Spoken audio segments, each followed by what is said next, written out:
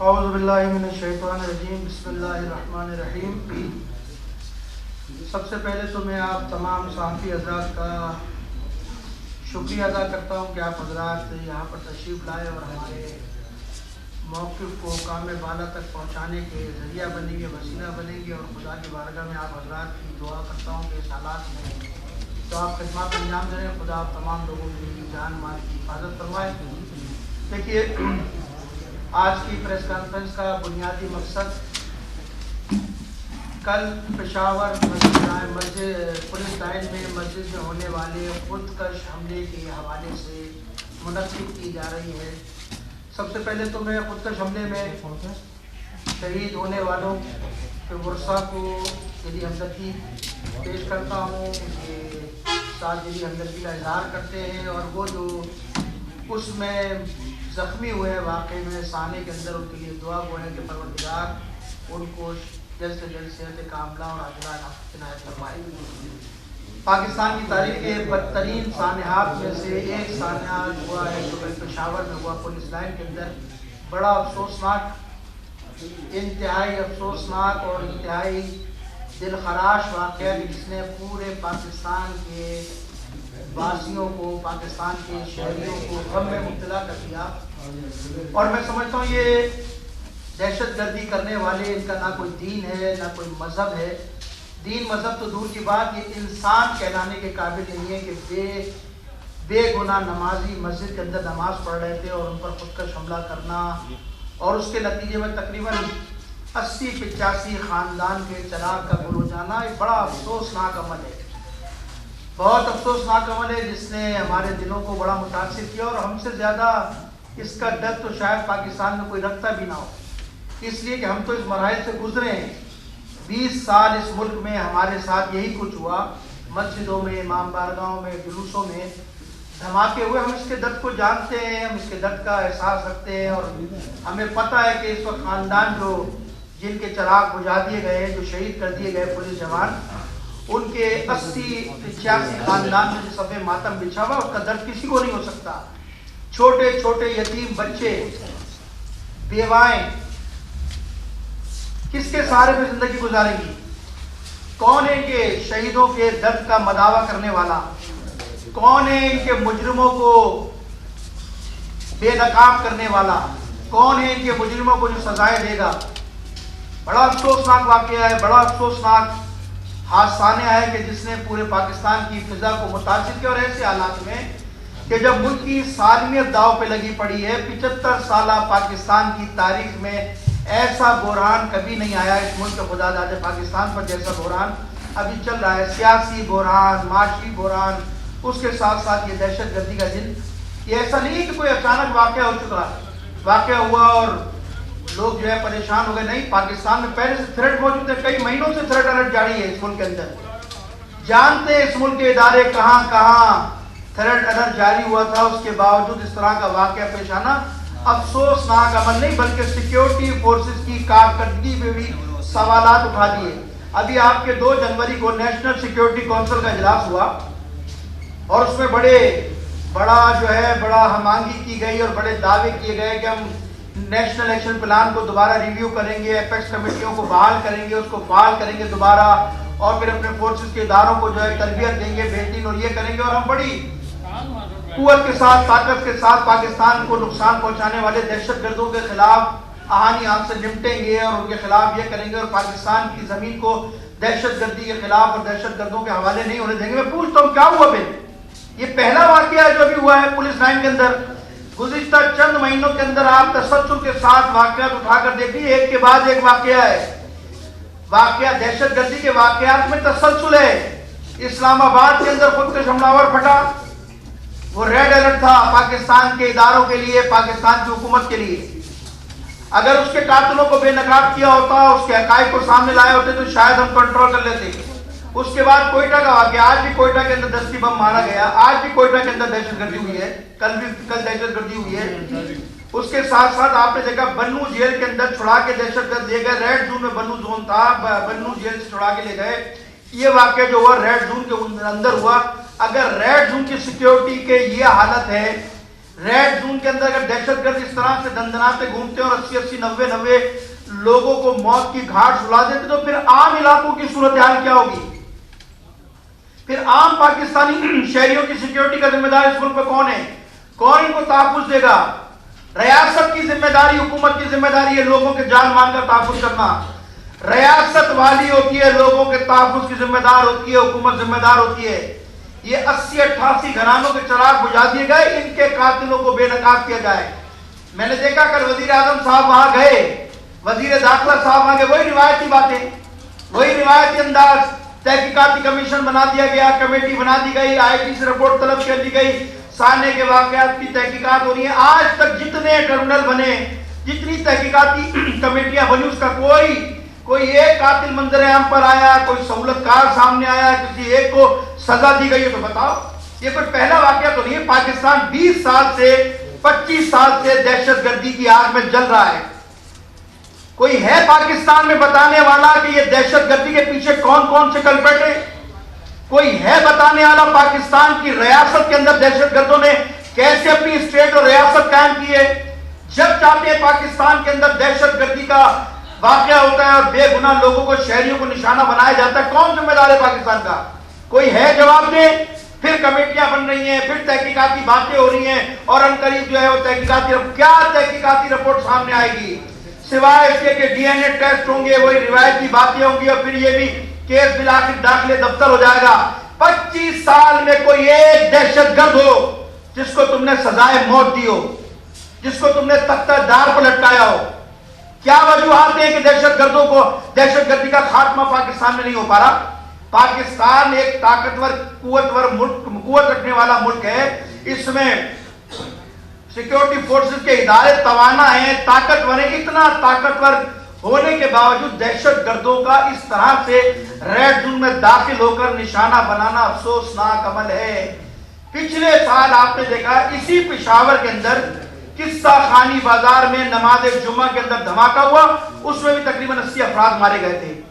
اس دن سے لے کر ان خانوادہ شہداء کے لوگ انصاف کے لیے گلیے کوچوں کے در در کی ٹھوکریں کھا رہے ہیں، گلی کوچوں میں گھوم رہے ہیں. ان کا مطالبہ ہے جوڈیشری انکوائری کی جائے، لیکن آج تک ان کے مطالبے پر کسی نے عمل درآمد نہیں کیا. آج تک ان کے قاتلوں کو بھی کوئی منظر عام پہ لا سکا. 3 دن پہلے 4 دن پہلے اسی ڈیرہ اسماعیل خان کے اندر 2 سگے بھائیوں کو مارا گیا. دہشت گردی بڑھتی جا رہی ہے، آہستہ آہستہ دہشت گردی کا دن جو ہے وہ بے قابو ہوتا جا رہا ہے. کون روکے گا دہشت گردی کو؟ نیشنل سیکیورٹی کونسل کے اجلاس کے اثرات کیا نکلے؟ کون ان واقعات کا ذمہ دار؟ کوئی بتائے گا پاکستان میں؟ یا شہری اسی طرح سے پاکستان میں لقمہ اجل بنتے رہیں گے دہشت گردوں کے حوالے سے؟ میں سمجھتا ہوں یہ بڑے افسوسناک عمل ہے، انتہائی افسوسناک عمل ہے. پاکستان گزشتہ 75 سالوں میں ایسے بحران کا سامنا نہیں ہوا پاکستان کو جس حالات سے پاکستان گزر رہا ہے. سیاست دانوں کی صورتحال یہ کہ پنجہ ازمائیاں، ایک دوسرے پہ الزام تراشیاں، ایک دوسرے پہ بہتان تراشیاں، اس کے اوپر تہمتیں، اس کے اوپر تہمتیں. عوام کو اس سے کوئی انٹرسٹ نہیں ہے. ایک دوسرے کے ساتھ انتقامی کارروائیاں. 4 سال سے اس ملک میں سیاسی بحران، سیاسی اکھاڑا، سیاسی تماشا لگایا گیا، جس کا نتیجہ یہ نکلا کہ آپ کی معیشت بیٹھ گئی پاکستان کی. پہلے سیاسی بحران اس ملک پہ بھگتا عوام نے، اب معاشی بحران ہے. معاشی بحران کی صورت یہ حال ہے کہ آپ کا ملک ڈیفالٹ ہونے جا رہا ہے. باتیں ہو رہی ہیں کہ ہم نے بچا لیا ملک کو ڈیفالٹ ہونے سے. کہاں بچا لیا؟ اگر پریکٹیکل دیکھا جائے تو آپ کا ملک ڈیفالٹ ہے. آپ کے پاس ذخائر نہیں ہیں. آپ پوری دنیا میں بھیک مانگ کے گھوم رہے ہیں کہ خدا کے واسطے ہمیں سہارا دے دو، خدا کے واسطے ہمیں تھوڑا سا سہارا دے دو، ہمیں امداد دے دو. پاکستان کی عوام کی صورتحال کیا ہے؟ بڑے دعویٰ کیے تھے موجودہ حکومت نے، بڑے دعوے کیے تھے موجودہ حکومت نے، ہم لوگوں کے مسائل حل کریں گے، لوگوں کی پریشانی کو دور کریں گے، عوام کو ریلیف دیں گے. یہ عوام کو ریلیف دیا ہے. ڈالر پاکستان کی بلند ترین سطح پر پہنچ چکا ہے. پیٹرول پاکستان کی تاریخ کی بلند ترین سطح پر پہنچ چکا ہے. خورد و نوش کی اشیاء عوام کی دسترس سے باہر ہیں. ان پر اب خودکش حملے کرنے کی ضرورت نہیں ہے. یہ مہنگائی کے بم جو تم نے عوام نے گرائے، اس کے نتیجے بھی 6 مہینے بعد نکلیں گے کہ کس طرح سے لوگ گلی کوچے میں بھیک مانگ رہے ہیں، سفید پوش اپنی عزت کو محفوظ کر رہے ہیں. لیکن افسوس کی بات یہ ہے کہ نہ ریاست اس میں کردار ادا کر رہی ہے، ملک کو اسٹیبل کرنے میں نہ سیاستدان، سوائے انتقامی کارروائیوں کے کچھ نہیں ہو رہا اس ملک میں. کوئی ایک بتانے والا ہے پاکستان میں؟ کوئی ایک ہے کوئی بتائے پاکستان میں کہ عوام کیا کرے؟ عوام کی درد کا مداوع کون کرے گا؟ اپنی مرضی سے لوگ لائے جاتے ہیں، اپنی مرضی سے لوگ فٹ کیے جاتے ہیں.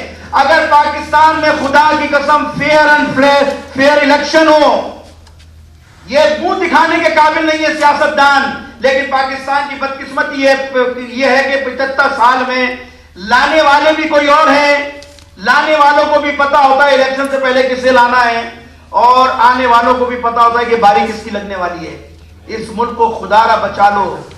تم سارے سیاستدان اور سارے بڑے بڑے لوگ اپنے یہاں سے جہازوں میں بیٹھ کر نکل جاؤ گے عیاشیوں کے اڈوں میں، جو تم نے اپنے جزیرے بنائے ہیں، جو تم نے اپنے یورپ کے اندر اپنی پراپرٹیاں بنائی ہوئی ہیں، سب وہاں چلے جائیں گے. پاکستان کو کس کے حال پہ چھوڑو گے؟ پاکستان کس کے بلبوتے پہ چلے گا؟ کون ہے پاکستان کا اس وقت درد رکھنے والا؟ مجھے تو کوئی نظر نہیں آتا پاکستان کا درد رکھنے والا. ہر آدمی سیاستدان باتیں تو کر رہا ہے، لیکن اب تک عوام کا کوئی مداوع نہیں ہوا. ایسے ملک نہیں چلتے.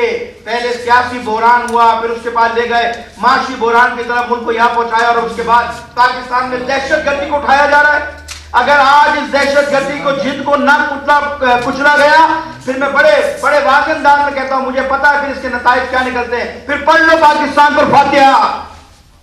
اگر پاکستان میں یہ دہشت گردی کا جن قابو سے باہر ہوا، پاکستان پہ فاتحہ پڑھ لو.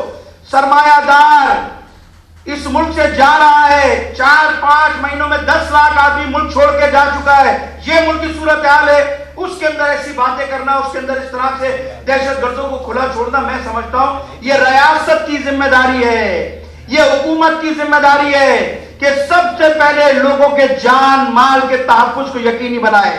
اور ایک بات اور کرتا چلوں، ملک کی صورتحال یہ ہے، اس موجودہ صورتحال کے اندر آپ کے سامنے پتہ متنازع بل لایا گیا، فوجداری بل لایا نہیں گیا، اس کو بڑے اچھے انداز میں ڈالا گیا، بھیجا گیا تاکہ ملک کو لے جایا جائے فرقہ واریت کی طرف. جب پاکستان میں توہین رسالت، توہین صحابہ اور توہین اہل بیت کا قانون موجود ہے، اس پر تم سے عمل درآمد نہیں ہوتا، اس پر تم سے امپلیمنٹ نہیں ہوتا، اس پر ترمیم لانے کی کیا ضرورت تھی؟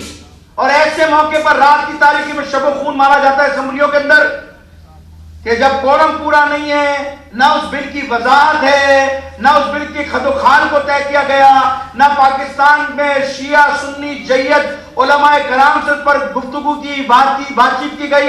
ایک بل رات کی تاریکی میں پیش کیا گیا اور اس کو اسمبلی کے اندر قبول کر لیا گیا. یہ بدنیتی پر منحصر ہے. ہم نے قربانی دی ہے پاکستان کے اندر، لاشیں اٹھائیں گلی کوچے میں، بڑی مشکل سے ہم نے اس ملک کی فضا کو بہتر کیا. شیعہ سنی فساد ہونے نہیں دیا اس ملک کے اندر، لیکن حکمرانوں کی غفلت نااہلی اس ملک کو فرقہ واریت کی طرف لے جا رہی ہے. اور پھر پلانٹڈ انداز میں کام ہو رہا ہے. یہ جو کچھ بھی پاکستان میں ہو رہا ہے منصوبہ بندی کے تحت ہو رہا ہے. ایسا نہیں کوئی حادثہ ہو رہا ہے اس ملک کے اندر، نہیں. وہ پتے چلنے والے، چالیں چلنے والے بھی جانتے ہیں ہمیں ملک میں کیا کرنا ہے، ہمارا اگلا سٹیپ کیا ہے، اور جو ان کا ساتھ دے رہے ہیں وہ بھی جانتے ہیں کہ اس ملک کو کس نہج پہ لے جانا ہے. لہذا میں ریاست سے کہتا ہوں، پاکستان کی حکومت سے کہتا ہوں کہ وہ سارے معاملات کو چھوڑ کر عوام کو ریلیف دے، دہشت گردی کے جن کو پہلی فرصت میں قابو کرے. یہ ٹیسٹنگ پہ یہ کیس ٹیسٹنگ ہے تمہارے لیے. مارے گئے 80 خاندان، اجڑ گئے 80 خاندان. خدا کی قسم بچوں کی تصویریں دیکھو جا کے، کیسے چھوٹے چھوٹے بچے یتیم ہو گئے. کون والی و وارث ہے؟ کون پوچھے گا ان کے گھر کے چراغ کون جلائے گا؟ ان کے گھر کے چولہے جو بجھ گئے کون روشن کرے گا؟ پاکستان کی حکومت کے پاس حکومت چلانے کے پیسے نہیں ہیں. کیسے چلے گا یہ ملک؟ کس طرح سے یہ معاملات چلیں گے؟ میں سمجھتا ہوں کہ حکومت کو، ریاست کو اور سیاسی مذہبی جماعتوں کو سر جوڑ کر بیٹھنا پڑے گا. پاکستان کی سالمیت کے لیے کرو، سیاست نہ کرو. پاکستان کی بقا کے لیے، سالمیت کے لیے سر جوڑ کر بیٹھو تو پاکستان اس بحران سے نکلے گا. اور جب تک یہ سیاسی رستہ کشی رہی اس وقت تک ملک سنبھلنے میں نہیں آئے گا. اور یہ بتا دوں میں آپ کو، اگر ملک ہاتھ سے نکل گیا تو اس کا سری لنکا سے برا اثر ہونے والا ہے، بہت برا اثر ہوگا. عوام پریشان ہے، عوام کا کوئی درد کا مداوع کرنے والا نہیں ہے. بڑی صورتحال خراب ہے اور رجیم چینج ہو رہا ہے. رجیم چینج کرنے میں علی ساری مشینری لگی پڑی ہے پاکستان کی کہ رجیم چینج کیا جائے. میں سمجھتا ہوں کہ پاکستان کے ساتھ کھلواڑ کو بند کیا جائے. پاکستان کو سنجیدگی سے معاشی بحران سے سیاسی بحران سے نکالا جائے. تو آئینی مسئلہ ہے, سیاسی بحران تو آئینی مسئلہ ہے. عدالتیں یہ ساری اسمبلیاں ٹوٹ گئی ہیں. پاکستان کا آئین موجود ہے, قانون موجود ہے. 6 مہینے میں 90 دن میں الیکشن کراؤ, پاکستان کو پھر ڈگر میں لے کر آؤ. لیکن کیوں راستے ڈھونڈے جا رہے, غیر آئینی راستے ڈھونڈے جا رہے ہیں. آئین کے ہوتے ہوئے, قانون کے ہوتے ہوئے غیر آئینی راستہ ڈھونڈا جا رہا ہے حکومت کو بڑھاوا دینے کے لیے, بڑھانے کے لیے حکومت کو, جس کے پاس ابھی کچھ بھی نہیں ہے. لہذا پاکستان کو اگر چاہتے ہو بچانا, ملک کی سالمیت چاہتے ہو, تو اس کا ایک ہی راستہ ہے, وہ ہے آئین اور قانون کی بالادستی. جب تک پاکستان میں آئین اور قانون کی بالادستی کو یقینی نہیں بنایا جائے گا, پاکستان صحیح راستے پر نہیں آئے گا. دہشت گردوں کے لیے بھی آئین اور قانون میں سزائیں موجود ہیں. آئین اور قانون پر عمل کرتے ان دہشت گردوں کو, ان کے سہولت کاروں کو بے نقاب کر ان کو سزائیں دو. پاکستان کو سیاسی بحران سے نکالنے کے لیے بھی آئین اور دستور موجود ہے.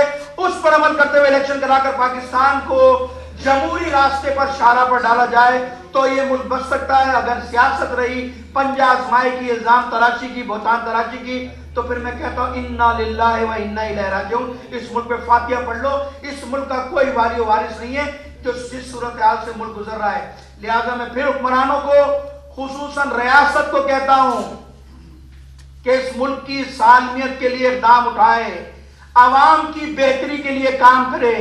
اگر سنجیدہ ہو گئے تو یہ میرا خیال میں ملک بحران سے نکل جائے گا. ورنہ میں سمجھتا ہوں کہ ملک کی اگلی جو صورتحال آنے والی ہے وہ انتہائی بدتری کی طرف آپ جا رہے ہیں.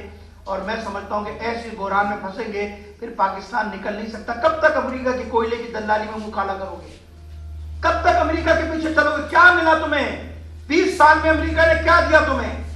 بتائیں نا کیا ملا امریکہ سے؟ تباہ کر دیا تم نے امریکہ کے پیچھے اپنے آپ کو, تباہ کر دیا اپنی معیشت کو. آج بھی کاسا لے کے کھڑے ہو امریکہ کے آگے, اپنی سالمیت کی بھیک مانگ رہے ہو. نہ کرو یہ کام پاکستان کے ساتھ. اپنے پیروں پر کھڑے ہو.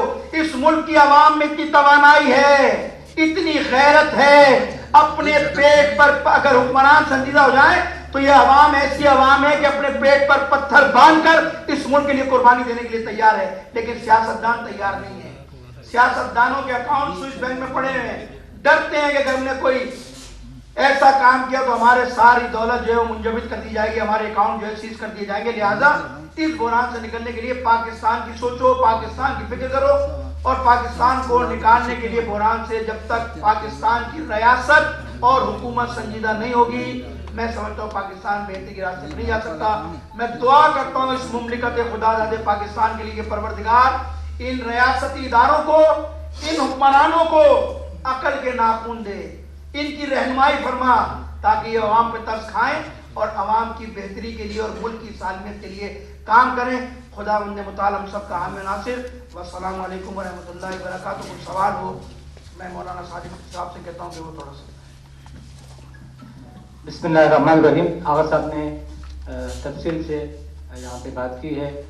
میں تمام شہداء کے لواحقین کی خدمت میں تشکر پیش کرتا ہوں, اور ایک بات کہوں گا کہ رسول خدا کا وہ فرمان اس وقت ملک عظیم پاکستان پہ بالکل فٹ ہو رہا ہے کہ آپ نے فرمایا تھا لا تصلح عوام الا بخواسها, یعنی عوام کی اصلاح ممکن نہیں ہے جب تک 4 خواص اپنے ذمہ داری کا احساس نہ کرے. ان میں سے ایک ملوک کو کہا رہا تھا جو صاحب ریاست ہے, صاحب اقتدار ہے, وہ چرواہے کے مانند ہے. جب یہ چرواہا خود بھیڑیا بن جائے تو اس ملک کا, اس علاقے کے ملک کے عوام کا خدا حافظ ہے. اس وقت بہت نازک صورتحال ہے, باتوں کو میں دوبارہ نہیں دہراؤں گا. اگر سانحہ آرمی پبلک اسکول کے بچوں کے قاتلوں کو سر عام لٹکایا جاتا, سنکروں مسجدوں میں دھماکہ کرنے والے ابن ملجم کی اولادوں کو, یزیدوں کی اولادوں کو سر عام اگر لٹکایا ہوتا تو کل یہ واقعہ نہ ہوتا. لیکن افسوس کے ساتھ کہنا پڑتا ہے اس ملک میں یہاں اپنی کوئی حکومت نہیں ہے, یہاں اپنی کوئی ریاست نہیں ہے. यहाँ हर चीज अनपोर्ट है, रियाल के ऊपर, डॉलर के ऊपर हुकूमतें चला रहे होते हैं। ये बिल का उन्होंने तज़किरा फरमाया, ये बिल भी इम्पोर्ट बिल है जो दफात के हवाले से यहाँ पे शिया सुन्नी को लड़ाने के लिए लाया गया है। वहाँ सूजी से रियाल लिया है अमेरिका की मर्जी पे, और हमारे जो जिसके पास हुकूमत के मुल्क के बागडोर हैं, असल वही पीछे पर्दे में वही चला रहा है, उनके कहने पे सब कुछ हो रहा है। जिस मुल्क का वजीर दाखिला जिसके ऊपर सानाए मारतों के खून अभी तक नहीं धुले हैं, हामिला औरतों के ऊपर गोली जिसके हुक्म में चलाए है, वो वजीर दाखिला है, तो उस मुल्क का खुदा हाफिज है। लेकिन यहाँ के अवाम को फिर भी इस मुल्क के लाज रखने की जरूरत है। हमने यहाँ रहना है। हुब्बुल वतन मिनल ईमान, वतन से मोहब्बत रखना ईमान की अलामत है। लिहाजा अभी भी हम मिलजुल के कोशिश करें। इनको अभी भी अक्ल आनी चाहिए, लेकिन बहुत मुश्किल है। ये मफाद की जहाँ है, हुकूमत की जहाँ है, आवाम का फिक्र नहीं है। आवाम को कोई जो भी मर जाए, भूखे मर जाए, या के बाद बम गिराए जा रहे हैं, कभी पेट्रोल की शक्ल में, कभी महंगाई की शक्ल में, कभी डॉलर ऊपर होने की शक्ल में, लेकिन वो एक मन का मुंह लेके मीडिया पे आके वजाहतें बयान करे कि हमने ये किया, हमने वो किया।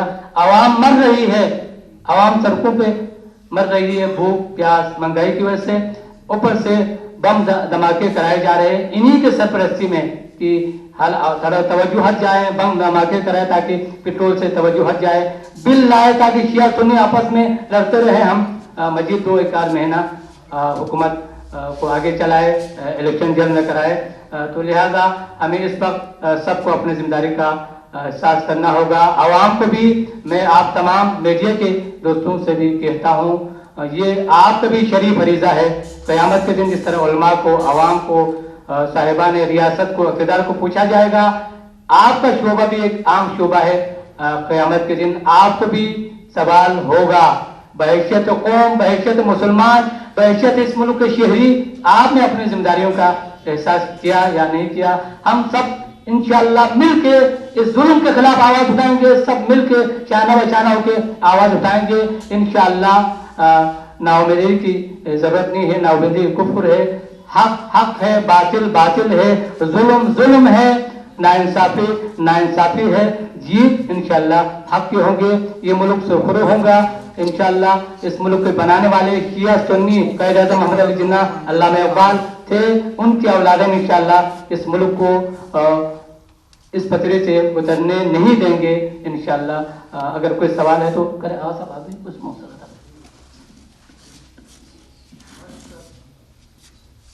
सवाल बताइएगा। इस हवाले से कोई इज्तिमाई एहतजाज मुज़ाहिरा करने और ना कर रही आप लोग हैं, तमाम जितने आपके फिरके हैं, तंजीमें, सब मिलकर कोई बड़ा एहतजाज मुज़ाहिरा जो इंटरनेशनल सतह पर जो है, आलमी सतह पर मुद्दे को ला सके, करने जा रहे हैं। ऐसी कॉन्फ्रेंसों के जरिए ही हम नहीं, इसके हवाले से हम जरा मांगी कर रहे हैं आपस में। मुमकिन है कि आने वाले जुम्मे को, एतवार को कोई मुज़ाहिरा जो है उसको अरेंज कर रहे हैं इंशाअल्लाह ताला, क्योंकि बहुत बड़ा सानिया है और मैं समझता हूँ कि बड़ी बदतरीन सूरत हाल है उस ख़ानदान की जो इसमें मुतासिर हुए और बड़ी तकलीफ दे है। मैं क्योंकि हम इन हालात से गुजरे हैं, क्योंकि साना आशूर हो या मस्जिद हैदरी हो या इमाम बारगाह अली रज़ा हो, मैंने तो खुद अपने हाथों से उन जनाज़ों को उठाया है, उन यतीमों को देखा है। इस वक्त उनके घर की हालत होगी, मैं जानता हूँ कि किस तरह से उनके एक झटके के अंदर जो है वो 80-85 आदमी को मार दिया। तो इस पर तो बिला तफरीक शिया सुन्नी सबको मिलकर सड़कों पर निकलना चाहिए और इसके लिए आवाज़ बुलंद करनी चाहिए कि ये एक रास्ता दिया है लोगों को, फिर एक दहशत गर्दी का। पहले तो शिया मसाजिद में, इमाम बारगाहों में धमाके होते, ये एक नई लाइन दी है और मैं समझता हूँ ये सबके लिए अलार्म है। हम सबको मिलकर मुश्तरका तौर पर जो है वो कोशिश करनी चाहिए। हमारे इजलास चल रहा है, उलमा कमेटी का कल भी इजलास हुआ था, जुम्मे को इतवार को इंशाअल्लाह ताला कोई हम कराची में सूरत हाल है, क्या समझते हो? वाक़े के बाद कोई सिक्योरिटी इजाफे की हुए इमाम बारगाह मसाजिद पर कोई तहफ़्फ़ुज़ात है आपके सिक्योरिटी के हवाले से? सिक्योरिटी के हवाले से हुकूमत ने अलर्ट जारी किया हुआ है, किसी वक्त भी कोई वाक़या हो सकता है। हमसे मुलाकातें भी होती हैं, हमें कहते हैं केयर करें, एहतियात करें, लेकिन मसाजिद इमाम बारगाहों की सूरत हाल अब तक वही है। ये तो सानिया मुसीबत इस मुल्क की है कि इस मुल्क में लकीर पीटी जाती है साने होने के बाद। 26 या 28 एजेंसियाँ इस मुल्क में, दुनिया की एजेंसियाँ जो हैं वो वाक़या होने से पहले दहशत गर्दों को पकड़ती हैं, गिरफ्तार करती हैं। یا واقع ہونے کے بعد دہشت گردوں کے تانے بانے, DNA ٹیسٹ, ان کے کپڑے ڈھونڈے جاتے ہیں, پھر اس پر تحقیقات ہوتی ہے, اور اس کی بھی آج تک کوئی رپورٹ سامنے نہیں آئی. اس طرح لاغرض ملک بنا ہوا ہے اس وقت. جیسا کہ آج آپ نے یہ رد عمل کے لیے تجویز کی, کیا یہ اتنا ہوتا ہے کہ تمام مقاصد میں فکر علماء آج اس اسٹیج پہ بیٹھے ہوتے ہیں اور وہ مشترکہ پریس کر رہے ہیں؟ یہ کل ہمارے سامنے رائے آئی تھی, لیکن کیونکہ کچھ علماء, ہمارے بھی پورے علماء نہیں پہنچ پائے, ان کو بھی آنا تھا. کل ہماری کچھ علماء کرام سے رابطے ہوئے تھے, مولانا نے بھی رابطے کیے تھے, لیکن پھر پہلا مشورہ یہ ہے کہ پہلے آپ اپنی پریس کانفرنس کر لیں, پھر مظاہرے کے اندر جو ہے مشترکہ جو ہے وہ تمام حضرات کو پلیٹ فارم موجود ہے. ملی جلسے کونسل کے ہم اکثر رکن ہیں, جس میں 27 جماعتیں جو شامل ہیں. تمام مسائل کے لوگ پلیٹ فارم سے بھی ہم وقتاً فوقتاً ضرورت پڑے تو انشاءاللہ اس پہ کرتے ہیں, اور انشاءاللہ اس پہ ہم بہت جلد اجلاس کریں گے.